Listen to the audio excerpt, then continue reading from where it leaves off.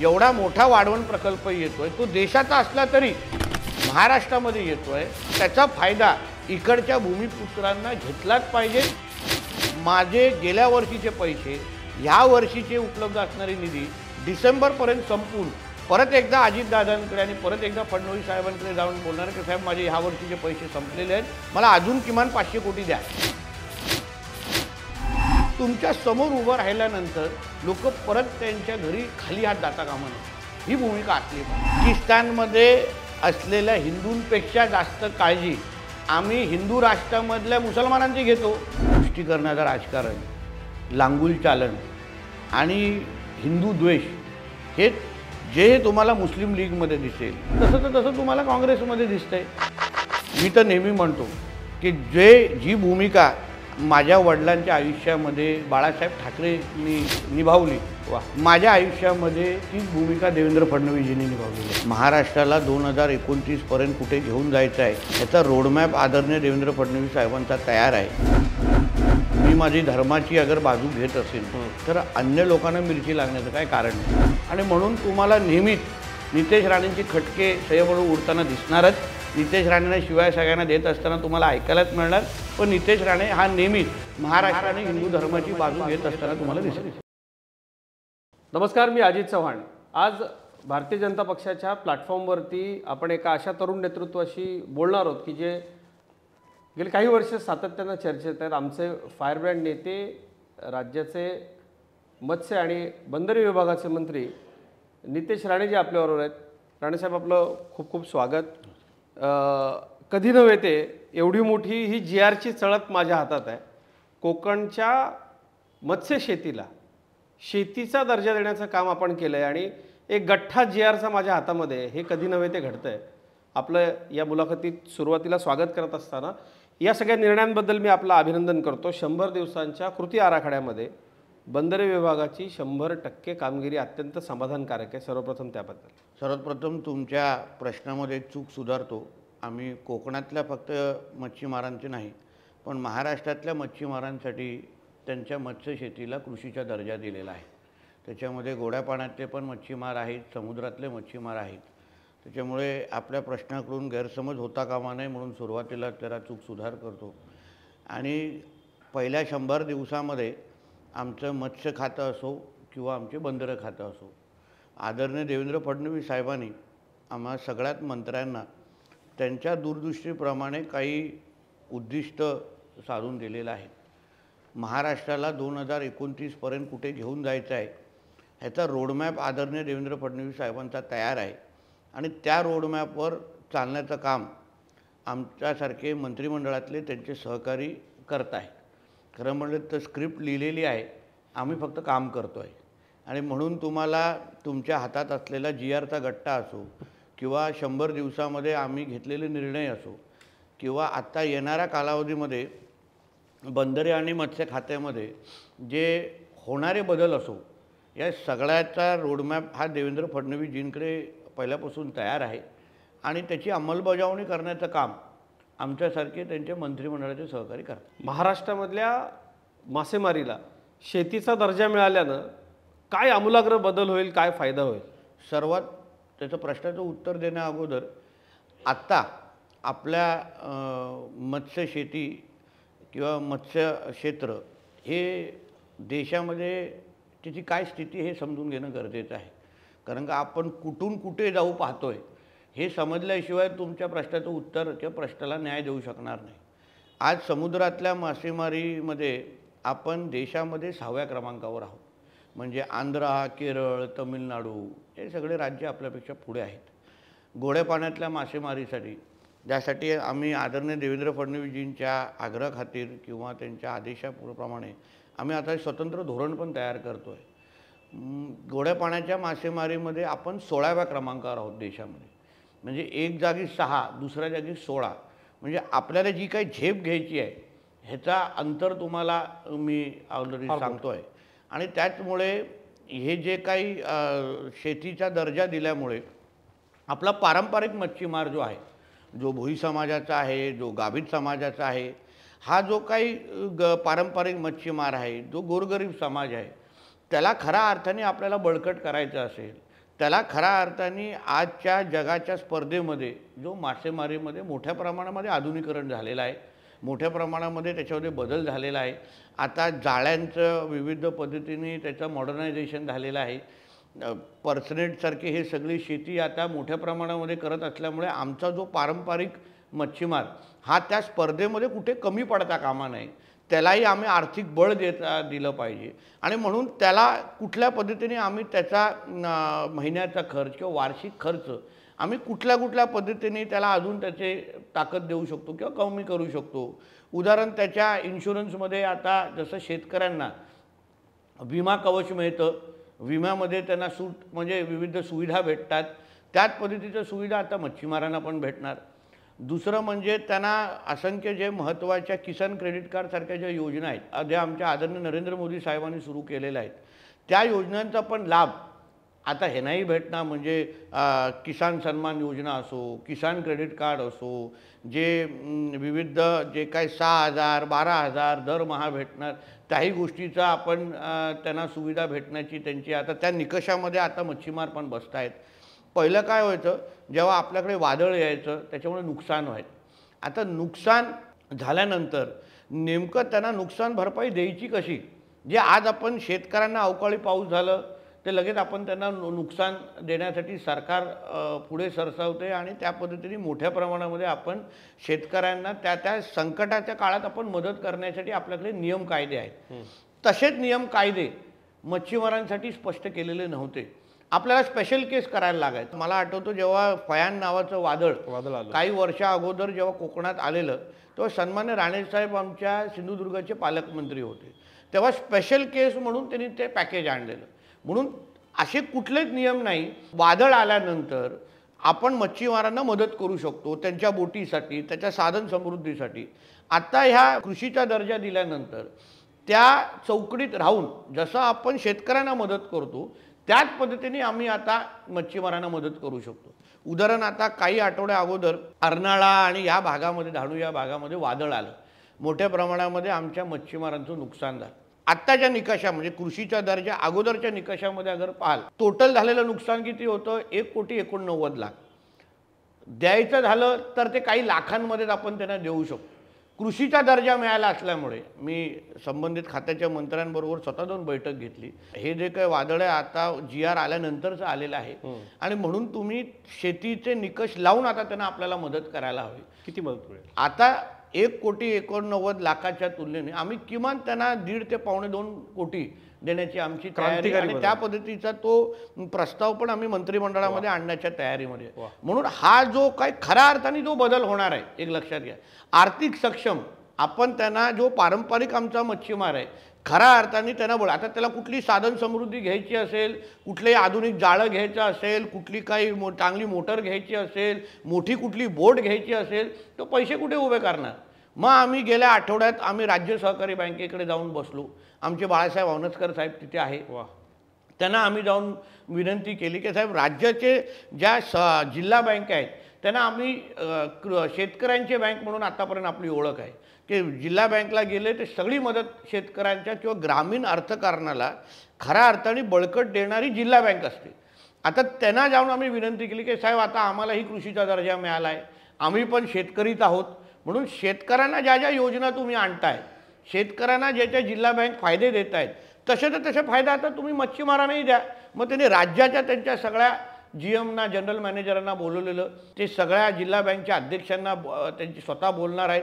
आणि बाळासाहेब औनस्करांचा आणि राज्य सहकारी बँकेचे आम्ही आभार मानतो की त्या बैठकीमध्ये त्यांनी 1,000 कोटीची तरतूद हे जे मच्छीमारांसाठी ज्या योजना आम्ही आणणार आहे त्या सगळ्यासाठी त्यांनी करून ठेवली, जेणेकरून उद्या ज्या योजना आजच्या काळात मच्छीमारांसाठी योजना नाही, आम्ही योजना बनवणार आहोत, मग त्या योजनेसाठी पैशाची तरतूद झालेली, आता योजनाच फक्त आम्हाला बनवायचं आहे. मच्छीमार महिलांसाठी आम्ही एक योजना तयार करतो, जेणेकरून त्यांना बॉक्स असतात, कोल्ड स्टोरेजचे असतो, सोलार पॅनलच्या विविध विषय असतो, त्या सगळ्यासाठी आम्ही आता मदत करू शकू. या पद्धतीचे विविध योजना या येणाऱ्या वर्षात आम्ही आणणार. तुम्ही इतकं भरभरून बोलताय आणि इतक्या महत्त्वाच्या गोष्टी तुम्ही सांगितल्या की स्वातंत्र्यानंतर आजवर हा इतका मोठा निर्णय घेतला गेला.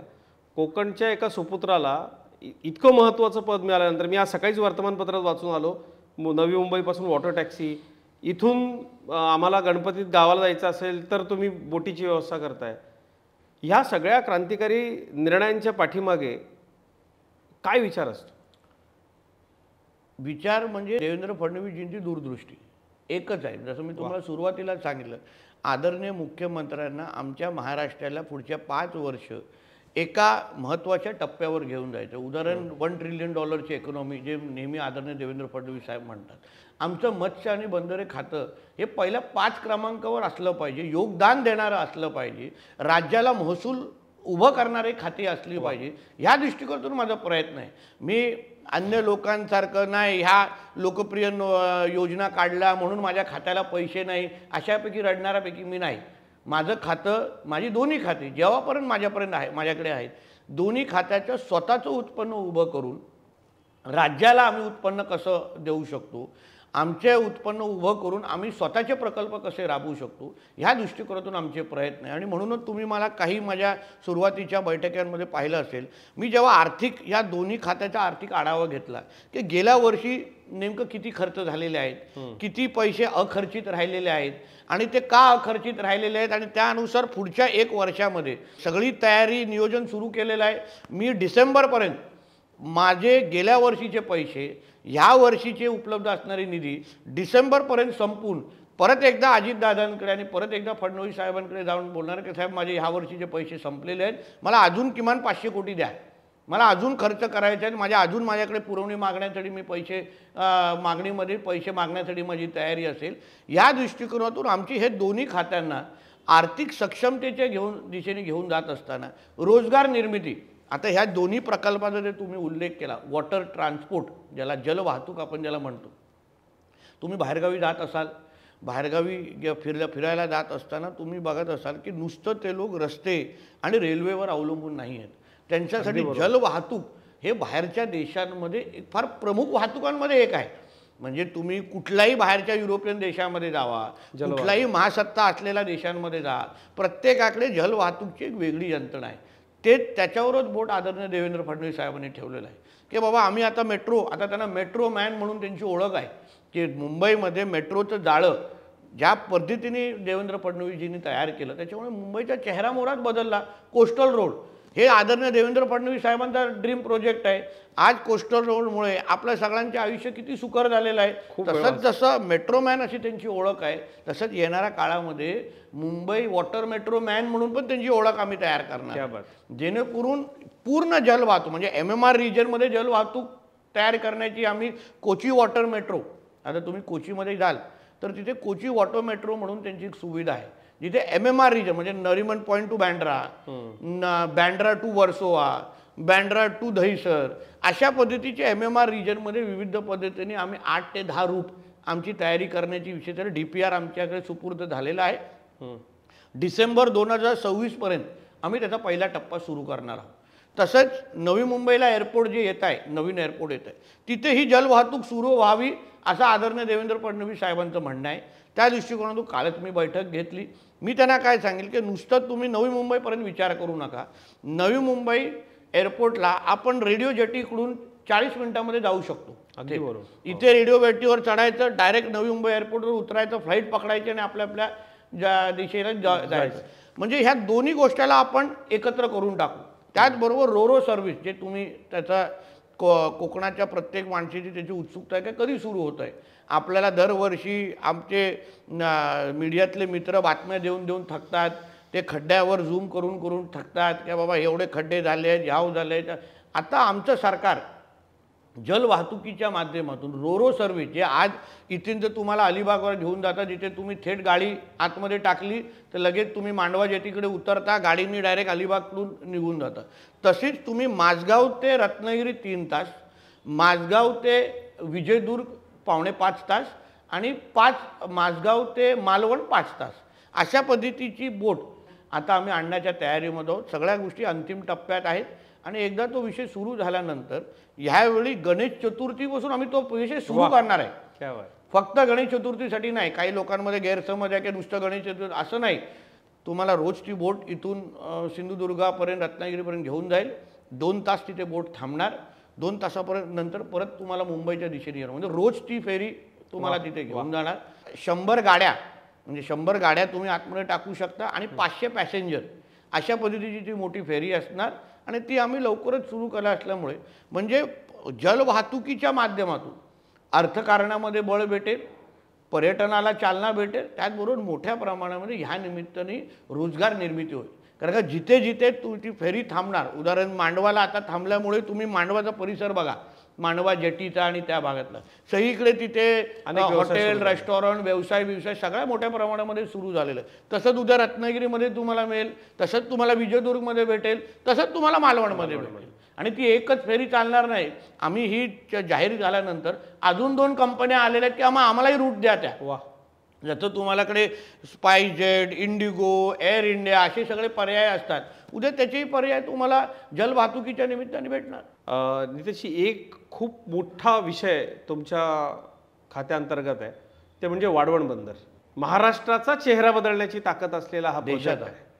काय याच्याबद्दल आपण सांगा. बघा, एक लक्षात घ्या, परत वाढवण बंदरची चर्चा करण्या अगोदर आज भारत देश म्हणून आपण बंदर ह्या क्षेत्रामध्ये कुठे आहोत ह्याबद्दल विचार करण्याची गरज आहे. कारण का 20 मीटरचा ड्राफ्ट ज्याला खोली आपण म्हणतो, हे गुजरातमध्ये मुंदडा पोर्ट आहे, त्याला 17 मीटरची त्याची खोली आहे, म्हणजे ड्राफ्ट आहे. 20 मीटरचा ड्राफ्ट जो वाढवण बंदरामध्ये आपण उपलब्ध करून देतो तो कोणाकडेच नाही आहे देशामध्ये. चीनमध्ये फक्त तुम्हाला ते सगळं ड्राफ्ट तुम्हाला भेटेल. मला वाटतं नंतर नेदरलँडमध्ये काही भागामध्ये ड्राफ्ट आहे. या वाढवण बंदरानंतर आपण बंदर ह्या क्षेत्रामध्ये डायरेक्ट 1 ते 5 क्रमांकावर जाऊन पोहोचणार, एवढा मोठ्या प्रमाणात तो बंदर जागतिक पातळीवर. क्या बात. फक्त महाराष्ट्राबद्दल विचार करू नका, त्या एका बंदरामुळे आपण जागतिक पातळीवर पहिल्या 5 क्रमांकावर येऊन थांबणार आहोत.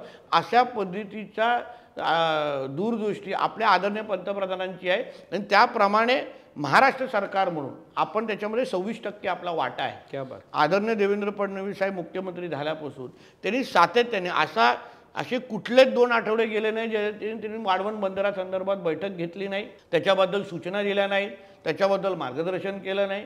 आणि त्याचप्रमाणे मी बंदर खात्याचा मंत्री म्हणून किंवा आमचे अन्य अधिकारी म्हणून आम्ही सगळे ते सगळे जे काही निर्देश आम्हाला येत आहेत, जे काय त्याच्यामुळे आम्हाला काम करायचं, आम्ही त्याप्रमाणे मोठ्या प्रमाणामध्ये काम करतोय.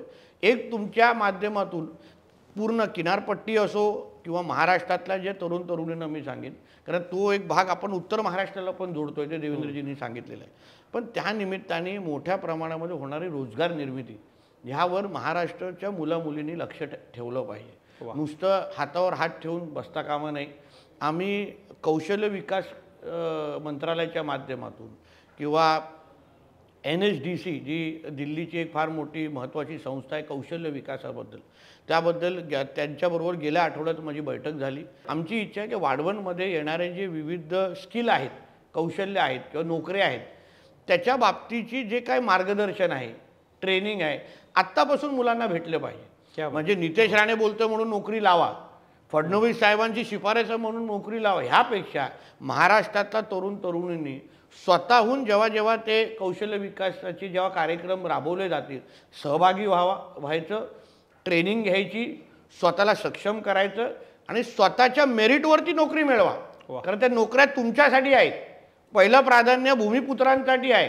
हा काही राजकीय विषय नाही आहे, पण तुमच्या महाराष्ट्रामध्ये एवढा मोठा वाढवण प्रकल्प येतोय, तो देशाचा असला तरी महाराष्ट्रामध्ये येतोय, तिथे येतो, त्याचा फायदा इकडच्या भूमिपुत्रांना घेतलाच पाहिजे. त्यासाठी लागणारं सगळं मार्गदर्शन करण्यासाठी जे काही इन्फ्रास्ट्रक्चर आहे, जे काही कार्यक्रम आहे, महाराष्ट्र सरकार म्हणून म्हणजे लोढाजींचं आमचं खातं कौशल्य विकास आणि आमचं बंदरे खातं असो, सगळे ते सगळे आम्ही सगळ्या पद्धतीचे कार्यक्रम आम्ही घेण्याची आमची तयारी आहे. मुलं मुलींनी फक्त सहभागी व्हायचं, स्वतःला ट्रेन करायचं आणि नोकऱ्या त्या घ्यायच्या, एवढं त्या पद्धतीची तयारी मुलांनी ठेवायची. काही लाख नोकऱ्या आणि 1 लाख डायरेक्ट नोकऱ्या आहेत. वा. 50 ते 60 हजार इनडायरेक्ट नोकऱ्या आपल्याला उपलब्ध होतील. 1 लाख डायरेक्ट रोजगार आहे. तुम्ही विचार करा, असा एवढा मोठा प्रकल्प तुमच्या महाराष्ट्रात येतोय, आपण हातावर हात घेऊन करू नका. कुठल्याही इकडे तिकडच्या राजकीय विषयामध्ये पडू नका. आमच्या तरुण तरुणींनी त्याच्यावर लक्ष घालावं. बारकाईने आमचे जे जे काही कार्यक्रम होणार आहेत त्याच्यामध्ये सहभागी व्हायचं. कुठे तुम्हाला माहिती मिळत नसेल तर आमच्या मंत्रालयांना संपर्क करा. सगळीची सगळी माहिती देण्याची तयारी आमची आहे. त्यात एक महत्त्वाचा विषय तुम्ही उचलला होता की झटका सर्टिफिकेशन घेतलं पाहिजे. त्याचे अनेक विपर्यास झाले, खूप वेगवेगळ्या पद्धतीने चर्चा झाल्या. हे सांगण्यापाठीमागचं नेमकं काय मनामध्ये होतं? का सांगितलं तुम्ही हे की हे सर्टिफिकेशन आपण घेतलं पाहिजे? बघा, एक असं आहे की कुठलाही आमदार, मंत्री, पक्षाचा कार्यकर्ता होण्या अगोदर की तुम्ही पत्रकार असल्याच्या अगोदर तुम्ही हिंदू आहात हे आपण विसरता कामा नये. आपल्या जन्म आणि मृत्यू पत्रिकेवर आपलं पद लिहिलं नसणार की नितेश राणे बंदर विकास मंत्री, हे माझ्या मृत्यू पत्रिकेवर लिहिलं नसणार. नितेश राणे हिंदू हे लिहिलं असणार. खरं. आणि ज्या ओळखीमुळे माझं मी आज आहे किंवा माझं अस्तित्व आहे त्या धर्मासाठी आवाज उचलणं हे माझं परम कर्तव्य आहे. आणि म्हणून अन्य लोक, अन्य धर्माची लोक जसे त्यांच्या धर्मासाठी वेडे असतात तसं हिंदूंनी पण आपल्या धर्मासाठी वेडे होणं ह्याच्यामध्ये काही चूक नाही आहे. आणि आपण आपल्या धर्माच्या वर कोणी अगर गालबोट लावत असेल, वाकड्या नजरेने बोलत असेल तर कुठले नियम कायदे न बघता आपण आपल्या पद्धतीने कडवट झालंच पाहिजे. अन्य धर्म आहेत, तुम्ही कुठल्याही इस्लामिक धर्मामध्ये जाऊन, इस्लामिक देशामध्ये जाऊन तिथे भगवा झेंडा फडकून दाखवा, दांडासकट तुम्हाला परत तुमच्या देशामध्ये पाठवतील. मग आमच्या देशामध्ये, आमच्या हिंदू राष्ट्रामध्ये येऊन, ज्या देशामध्ये 90% जर हिंदू राहत असतील तर आमचा देश हिंदू राष्ट्रच आहे. आणि हिंदू राष्ट्र स्वीकारून आमच्या देशातल्या हिंदू समाजाला सर्वात महत्त्वाचं, सर्वात सगळ्या बाबतीमध्ये प्राधान्य देणं हे आपलं कर्तव्यच आहे. सर्व धर्म समभाव हा पाकिस्तानमध्ये तुम्ही जाऊन राबवा ना, आम्हाला काही हरकत नाही. बांगलादेशच्या बॉर्डरवर जाऊन उभे राहून सांगा की इथे सर्व धर्म समभाव आहे, काही हरकत नाही. पण आमच्या हिंदू राष्ट्रामध्ये इथे हिंदूंना पहिलं प्राधान्य मिळणार आणि मग बाकीच्या लोकांची आम्ही काळजी आतापर्यंत घेतच आलो आहे ना, कुठे नाही घेते. पाकिस्तानमध्ये असलेल्या हिंदूंपेक्षा जास्त काळजी आम्ही हिंदू राष्ट्रामधल्या मुसलमानांची घेतो. तिकडच्या हिंदूंची एवढी काळजी घेतली असती तर हिंदूंचा टक्का पाकिस्तानमध्ये एवढा घसरला नसता. आणि म्हणून तुमचा जो मूळ विषय आहे, शेवटी अर्थकारण हे हिंदू समाजासाठी अतिशय महत्त्वाचं आहे. आणि झटका मटन का, तर हिंदू खटीक समाज जो आमचा आहे, हिंदू दलित खटीक समाज, त्यांना प्रोत्साहन दिलं पाहिजे. आणि त्याचबरोबर हलालच्या नावाने जो जिहाद केला जातो, हलालच्या नावाने, उदाहरण एक हलालचं सर्टिफिकेट तुम्हाला सांगतो 80,000ला विकलं जातं. कुठलेही त्याला शासकीय छाप नाही, कुठली शासकीय संस्था नाही. फक्त प्रत्येक बाबतीवर तुम्ही हलालचंच मटण खावा, हलालचंच चिकन खावा. आता आमच्या हिंदू धर्मामध्ये कुठेही लिहिलेलं नाही आहे की आम्ही हलाल खाल्लं पाहिजे. एक असलं कुठेतरी तरी मला दाखव. मग आम्ही त्यांनी सांगितलेलं खाणं आम्ही कशाला खावं? मग आम्ही सांगितलेला झटका तुम्ही खाऊन दाखवा ना, आम्हाला हरकत नाही ना. मूळ मुद्दा तुमचा याच्यातनं लक्षात आला की हिंदूंना अर्थकारण कळलं पाहिजे. तुम्ही नुसता एक मुद्दा उचलला तर संबंध देशामध्ये यावरून जनजागृती आली की हलाल सर्टिफिकेशन काय आहे, किती कोट्यवधी गोळा. मुळामध्ये जे आपल्या धर्मामध्ये लिहिलेलं नाही आहे ते करून आपण अपवित्र का व्हावं? ते आपल्या धर्माच्या विरुद्ध जातात का? इस्लामच्या विरोधात जातात का? ख्रिश्चॅनिटीच्या विरोधात जातात का? अगर ते जात नसतील तर मग हिंदूंनी त्यांचं कशाला ऐकावं? आम्ही आमच्या धर्मामध्ये जे लिहिलेलं आहे, आमचा जो काही हिंदू खटीक समाज आहे त्यांना प्रोत्साहन देण्यासाठी, त्यांना आर्थिक सक्षम करण्यासाठी आणि आमच्या धर्माच्या अनुसार जे लिहिलेलं ते खाण्यासाठी आम्ही सक्षम आहोत. आणि कारण का तो जो पैसा जो कमवला जातो ना हलाल सर्टिफिकेटच्या नावाने, तो सगळ्याचा सगळा लव जिहाद, लँड जिहाद आणि अन्य अतिरेकी कारवायांसाठी वापरला जातो. एक लक्षात घ्या. कारण का एवढी मोठी इकॉनॉमी ती आहे, जशी वक्फची मोठी इकॉनॉमी आहे. वक्फच्या जमिनी आता डिफेन्स आणि रेल्वेच्या नंतर सर्वात जास्त जमिनी ह्या वक्फकडे आहे. तसंच या हलाल सर्टिफिकेटच्या नावाने जो काही पैसा कमावला जातो ना, तो सगळ्याचा सगळा जिहादसाठी वापरला जातो. असंख्य उदाहरणं आहेत, असंख्य पुरावे आहेत. जसं हे मदरसा हे आतंकवाद्यांचे अड्डेच आहेत, हे जे शिक्षण संस्था नाही आहेत ते. नाहीतर कुठल्या शाळेमध्ये, आमच्या हिंदू लोकांच्या कुठल्या शाळेमध्ये कुठे जेलेटिन सापडलेलं आम्हाला दिसलं नाही, कुठे तलवारी ठेवलेल्या आम्हाला दिसलं नाही. पण ह्यांच्या सगळ्या मदरस्यांमध्ये शिक्षण कमी आणि आतंकवादी जास्त घडवले जातात. आणि म्हणून तसंच विषय आहे की तुम्ही आमच्या देशामध्ये राहून तुम्ही हिंदूंच्या विरोधात अगर तुमच्या कुठल्याही पद्धतीच्या ॲक्टिव्हिटी होत असतील, कुठल्याही पद्धतीची जिहाद होत असेल, गजवाए हिंद हे आमच्या देशामध्ये चालणार नाही. ती भूमिका घेऊन ह्या सगळ्या बाबतीमध्ये ज्याच्यामध्ये मग झटका मटण असो किंवा जिहादच्या विरोध असो, आम्ही त्या दिशेने चालतो.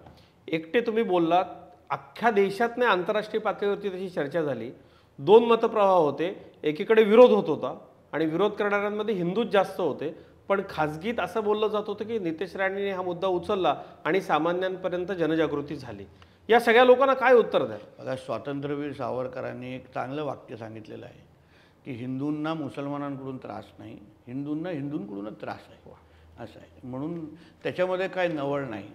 आपल्यातले कधीही तुम्ही कुठल्याही इस्लाम धर्मातल्या लोकांमध्ये इस्लामच म्हणजे मुसलमानांचा कधी विरोध करताना तुम्ही पाहिला आहे का? आमचेच कार्टे निघतात ना, काही निघतात ते. आता ठीक आहे, त्याला कोणा आपण वेगळ्या पद्धतीने समजवण्याचे कार्यक्रम आमच्याकडे आहेत. ते आता तुमच्या चॅनलवर सांगण्यासारखा विषय नाही आहे.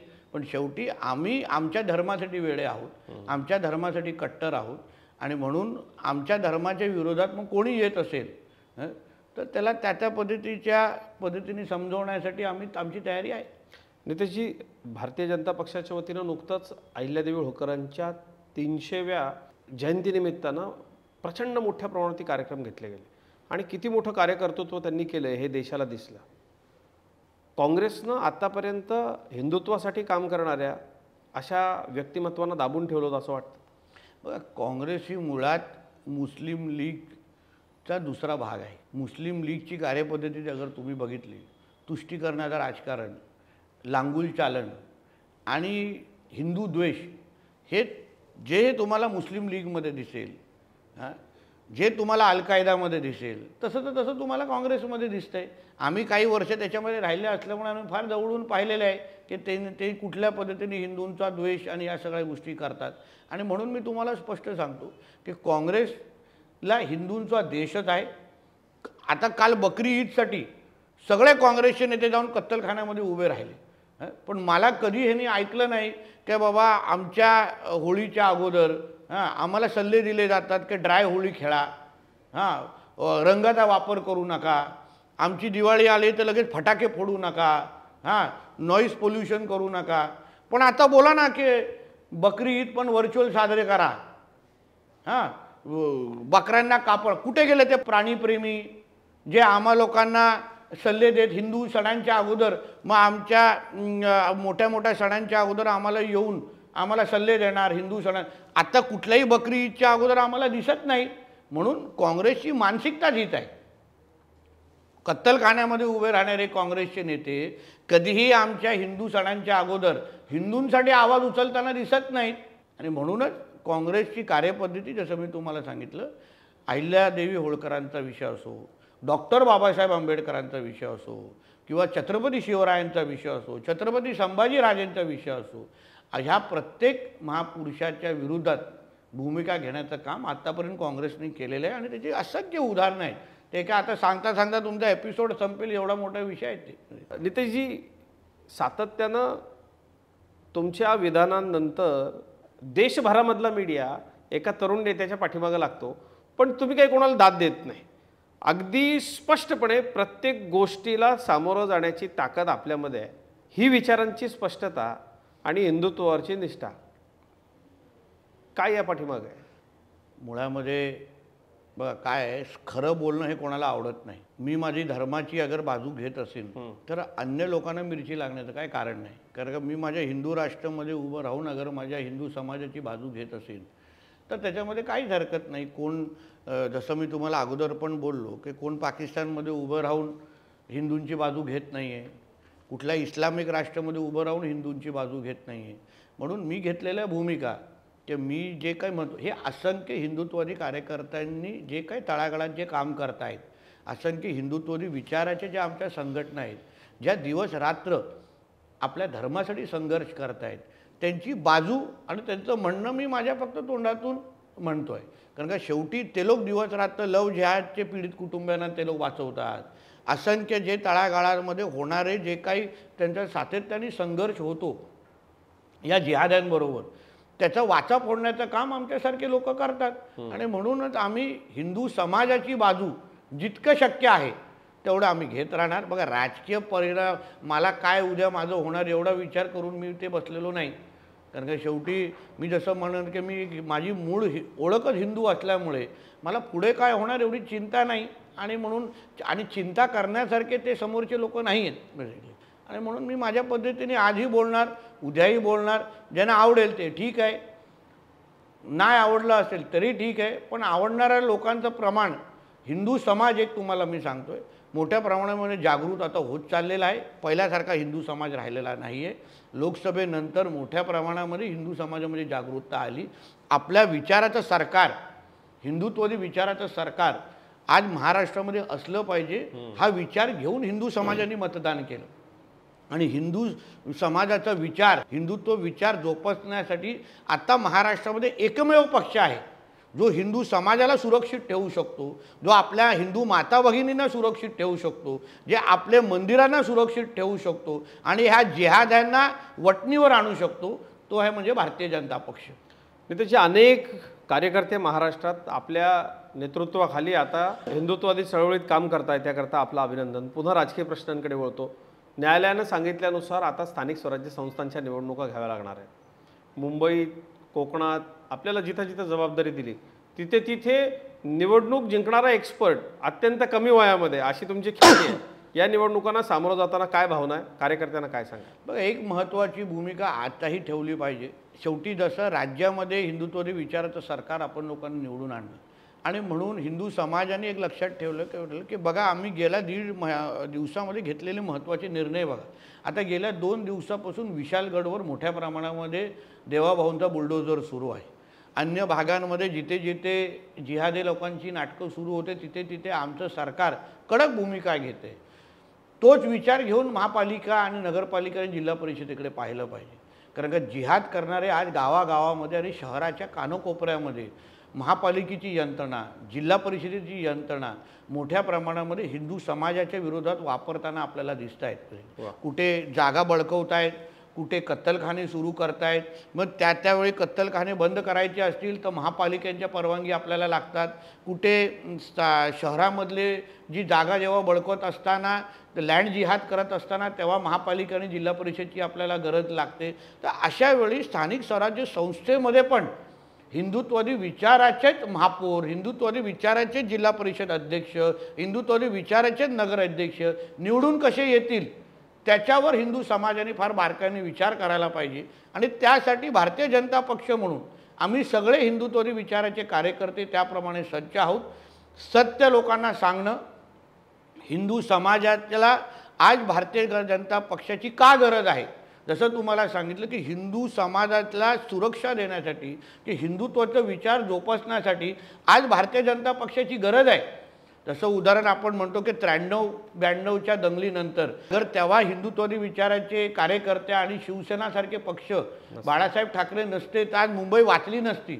तसंच आज सांगण्याची वेळ आलेली आहे की आज अगर मुंबईला वाचवायचं असेल, आज महाराष्ट्रातल्या विविध शहरांना वाचवायचं असेल तर भारतीय जनता पक्षाचा आणि हिंदुत्ववादी विचाराचा कार्यकर्ता त्या सत्ता केंद्रामध्ये बसणं काळाची गरज झालेली आहे. खरं, नाहीतर हे लोक आपली शहरं गिळण्यासाठी तयार आहेत. आपली जमिनी, आपल्या माता भगिनी ज्या पद्धतीने हे लोक त्या वाकड्या नजरेने बघतात. म्हणून जसं हिंदुत्ववादी विचाराचा मुख्यमंत्री बसवल्यानंतर आज बघा आपण आपल्या घरामध्ये सुखाने झोपू शकतो. आपल्या माता भगिनी घराच्या बाहेर निघू शकतात कारण त्यांना माहिती आहे देवाभाऊ मंत्रालयाच्या 6व्या माळ्यावर बसलेला आहे. तसंच आपल्या हिंदुत्ववादी विचाराचे जेव्हा नगराध्यक्ष तयार होतील, जिल्हा परिषद अध्यक्ष तिथे बसतील, महापौर जेव्हा मुंबईचा हिंदुत्ववादी विचाराचा बसेल ना, कोणीही आपल्या मुंबईकडे, ठाण्याकडे, कल्याण डोंबिवली कुठल्याही शहराकडे वाकड्या नजरेने बघण्याची हिंमत करणार नाही. हा विचार घेऊन आम्ही निवडणुकीच्या समोर जाणार आहोत. आणखी एक वेगळा प्रश्न, तो म्हणजे सिंधुदुर्ग जिल्हा महाराष्ट्रात एआयचा वापर करणारा पहिला जिल्हा ठरलेला आहे. एक वेगळी टेक्नॉलॉजी आहे. काय मनोभूमिका होती या पाठीमागे? आदरणीय देवेंद्र फडणवीस साहेबांचं एक वक्तव्य आलेलं की महाराष्ट्राला एआयचा आम्हाला हब बनवायचा आहे. तोच धागा आम्ही पकडून पहिलं मंत्रालयाच्या विविध डिपार्टमेंटमध्ये एआयचा वापर आम्ही लोकांनी सुरू केला. मार्वल नावाची एक कंपनी आहे, तिने आम्हाला प्रोत्साहन दिलं.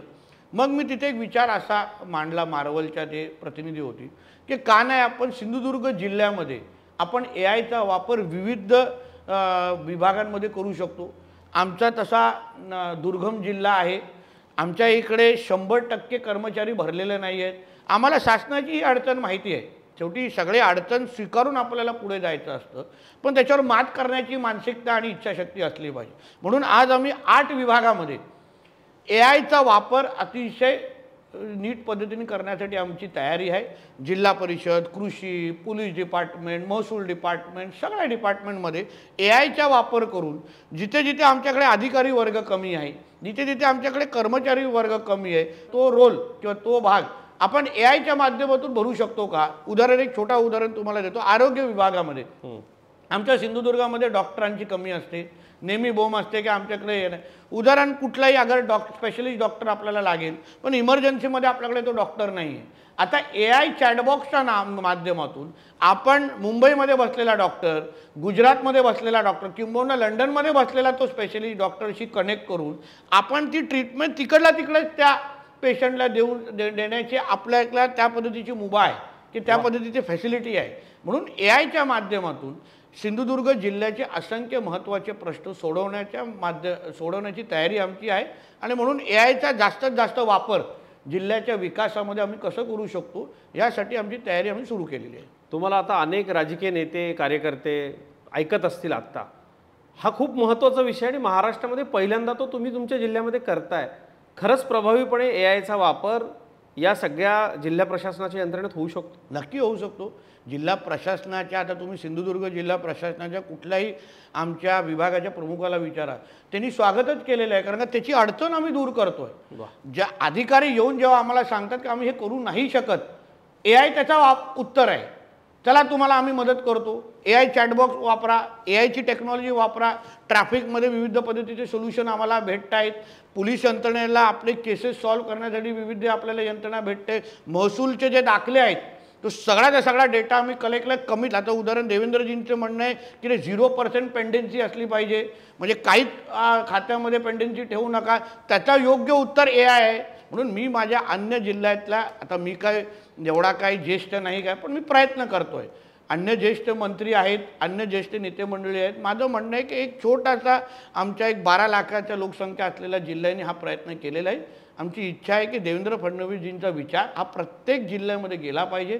AIचा वापर अगर प्रत्येक जिल्हा प्रशासनाने करायला सुरुवात केला, काही डिपार्टमेंट करतायत, असं नाही की आम्हीच सगळं करतोय, आम्ही पूर्ण जिल्ह्यामध्ये करतो, काही त्या डिपार्टमेंटमध्ये करतायत. पण सरसकट अगर आपण AIचा वापर सुरू केला तर मी तुम्हाला विश्वासाने सांगतो, महाराष्ट्राला प्रगतीपथावर घेऊन जाण्यासाठी कोणीही थांबवू शकत नाही. एवढी ताकद या टेक्नॉलॉजीमध्ये आहे.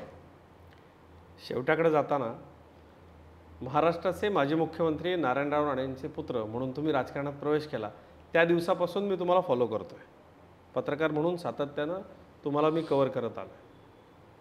फार थोडी माणसं अशी आहेत की जी स्वतःच्या बळावरती ओळख निर्माण करतात. आज महाराष्ट्राचे कॅबिनेट मंत्री म्हणून तुम्ही स्वतःची ओळख निर्माण केली आहे. चळवळीतनं, वेगवेगळ्या चळवळीतनं स्वतःची ओळख इथपर्यंत तुम्ही आणलेली आहे. काहीसा स्वभाव आक्रमक आहे, काम तडीला गेलंच पाहिजे असा हट्ट असतो. मी राणेसाहेबांची मुलाखत देखील केली आहे, मध्ये मध्ये मला तसाच भास होता की नारायण राणे माझ्यासमोर बसलेले. हा प्रवास सगळा कसा होता याचं श्रेय कोणाला द्या? बघा, शेवटी माझ्या आईवडिलांना तर निश्चित पद्धतीचं श्रेय आहे, पण त्याचबरोबर इच्छाशक्ती ही महत्त्वाची आहे. ज्याही पदावर तुम्ही बसाल त्या पदाला न्याय देण्याचं काम हे आपण सगळ्यांनी करायला पाहिजे. आदरणीय देवेंद्र फडणवीस साहेबांनी मला आमच्यासारख्या असंख्य कार्यकर्त्यांना जे प्रोत्साहन दिलं, मी तर नेहमी म्हणतो की जी भूमिका माझ्या वडिलांच्या आयुष्यामध्ये बाळासाहेब ठाकरेंनी निभावली, माझ्या आयुष्यामध्ये तीच भूमिका देवेंद्र फडणवीसजींनी निभावलेली आहे. माझ्यासारख्या असंख्य कार्यकर्त्यांनी त्याने प्रोत्साहन दिले, ताकद दिली, आम्हाला व्यासपीठ तयार केलं. आज नितेश राणेसारखा चळवळीतला येणारा कार्यकर्ता आज कॅबिनेट मंत्री म्हणून तुमच्यासमोर बसलेला आहे. असंख्य आंदोलनं आम्ही केलेली आहेत. हिंदुत्वसारखा एक व्यापक विषयामध्ये काम करण्याची संधी त्यांनी मला दिली आणि म्हणूनच आज मी समाजाला पण न्याय देऊ शकतो. असंख्य प्रश्न सोडवण्याची माझ्यामध्ये तयारी आहे. मी बहुतेक म्हणजे माझ्या 10 वर्षाच्या आमदारकीमध्ये 8 वर्ष मी विरोधी पक्षामध्ये राहिलेलो आहे आणि म्हणून विरोधी पक्षाच्या भूमिकेची जाण असलेला कार्यकर्ता जेव्हा सत्तेमध्ये बसतो तेव्हा तो प्रश्न सोडवण्याला जास्त प्राधान्य देतो, कारण का त्याला लोकांची जनभावना माहिती असते. आंदोलन लोक का करतात, लोक का चिडतात, लोकांना प्रशासनावर का राग येतो ह्याची जाण मला असल्यामुळे मी आज सरकारमध्ये असल्यामुळे मी एक समजतो की हा माझा प्रत्येक दिवस हा माझा संधी आहे. मी काय कायमस्वरूपी कुठल्या पदावर नसणार, मी कुठलं पद वरती पण म्हणजे माझ्या आयुष्य घेऊन जाणार नाही. म्हणून जे पण पद आहे, म्हणजे माझे वडील नेहमी म्हणतात की नितेश जेव्हा म्हणजे उदाहरण जेव्हा ते मुख्यमंत्री झाले ते बोलते की नितेश असं काम करायला पाहिजे की मुख्यमंत्र्यांची यादी वाचत असताना तुझ्या नावापुढे लोकांनी 1 मिनिटं थांबलं पाहिजे. म्हणून माझी इच्छा आहे की मी ज्या पण पदावर माझा पक्ष मला जबाबदारी देईल, किंबहुना भारतीय जनता पक्षाचा कार्यकर्ता म्हणून माझं जेव्हा नाव घेतलं जाईल तर लोक 2 मिनिटं थांबले पाहिजे, चर्चा केलेले पाहिजे. त्या पद्धतीचं काम मी करायला प्रयत्न करतोय. शेवटी काही लोकांना आवडतं, काही लोकांना नाही आवडत, पण मी माझ्या जे मला योग्य वाटतं, जिथून माझ्या महाराष्ट्राला माझ्या हिंदू समाजाला न्याय भेटेल त्या दृष्टिकोनातून मी काम करत राहतोय आणि करत राहणार. काही दिवसांपूर्वी खाजगी गप्पांमध्ये एका ज्येष्ठ पत्रकारानं तुमचा आंदोलक मंत्री असा उल्लेख केला की या माणसामधला आंदोलक कायम दिसतो. आणि मग खरं तर तुम्ही महाराष्ट्रातल्या थोड्या मंत्र्यांपैकी एक असे आहात की जे स्वतःच्या मतदारसंघातच फक्त कामासाठी फोन करत नाही, स्वतःच्या विभागात करत नाही, तर कुठेही तुमचा फोन जातो, सामान्यांचं काम होतं. त्यावेळेला प्रशासनाशी बऱ्याचदा खटके उडतात.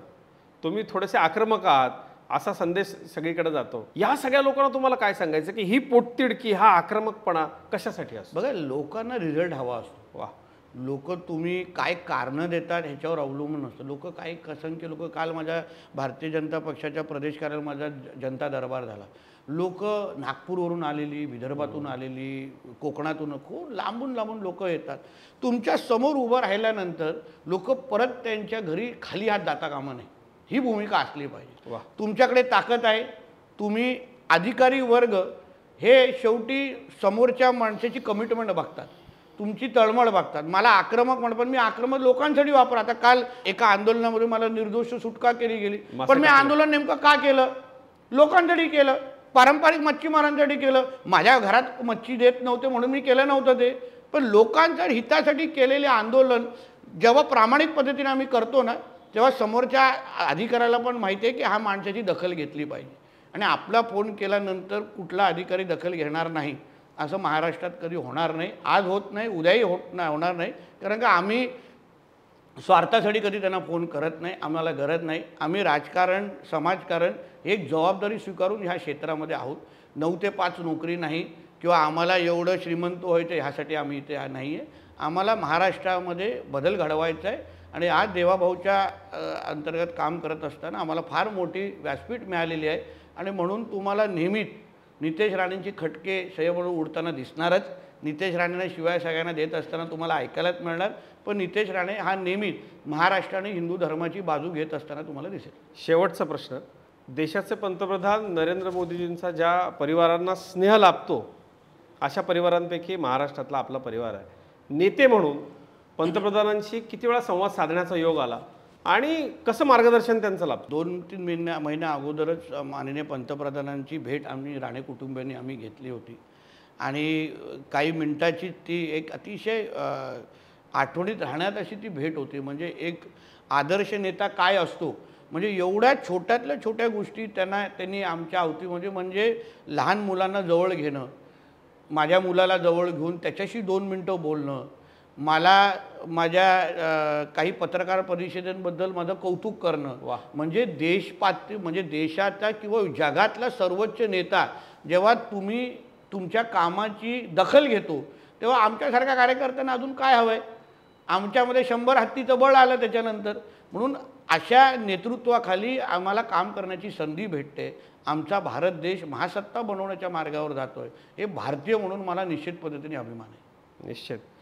राणे लढते रहेंगे असं तुम्ही सांगताय आणि राण्यांचा तो इतिहास आहे, झुकेगा नाही. अशा पद्धतीने तुमचं काम असंच सुरू राहो. नितेशजी, खूप मनमोकळ्या गप्पा मारल्यात व्यस्त दिनचर्यात. धन्यवाद, खूप खूप आभार. खूप खूप धन्यवाद. हे होते महाराष्ट्राचे मंत्री नितेश राणे. त्यांच्या कारकिर्दीला शुभेच्छा आपण देऊयात आणि ही मुलाखत अधिकाधिक शेअर करूयात.